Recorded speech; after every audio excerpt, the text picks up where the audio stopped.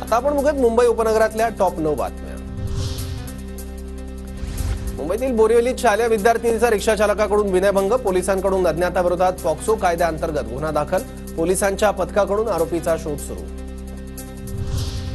मुंबईतील लालबाग परिसरात बेस्ट बसची 4 ते 5 दुचाकी आणि 2 कारला धडक, अपघातात एका महिलेचा मृत्यू तर 5 जण जखमी। कांदिवली स्थानकावर रेल्वे यंत्रणेशी खेळतानाचा मुलांचा व्हिडिओ समोर, काही हानी झाल्यास जबाबदार कोण, नागरिकांचा सवाल। भिवंडीतील अजयनगर परिसरात सोसायटीतील मीटर बॉक्सला शॉर्ट सर्किटमुळे आग, आगीमुळे स्फोट झाल्यानं 6 ते 7 मीटर पंखा, खबरदारी म्हणून काही काळासाठी परिसरातील वीज पुरवठा खंडित। डॉक्टरांच्या सुरक्षेसाठी जे रुग्णालयात पोलीस गस्त घालणार, रुग्णालय परिसरात गस्त घालून विशेष लक्ष द्यावं तसंच त्याची नोंद ठेवावी, दक्षिण मुंबईचे अतिरिक्त पोलीस आयुक्त डॉक्टर अभिनव देशमुखांच्या सूचना।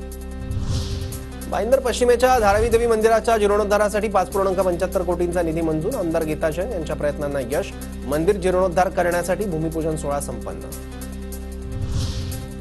मीरा भाईंदरमधील उत्तरमधील जंजिरे धारावी किल्ल्यावर उदयसिंह पेशव्यांना श्रद्धांजली वाहण्यात आली, त्यांच्या स्मरणार्थ किल्ल्यावर स्वच्छता मोहिमेचं आयोजन।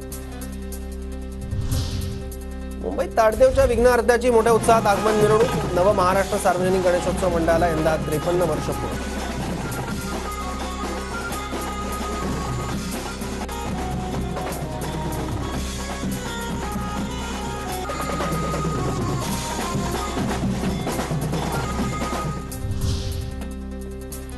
ठाण्यातील दिवा शहरात शिवसेनेच्या वतीनं भव्य मॅरेथॉन स्पर्धा संपन्न, शिवसेना दिवा शहर आणि धर्मवीर मित्रमंडळाच्या वतीनं स्पर्धेचं आयोजन।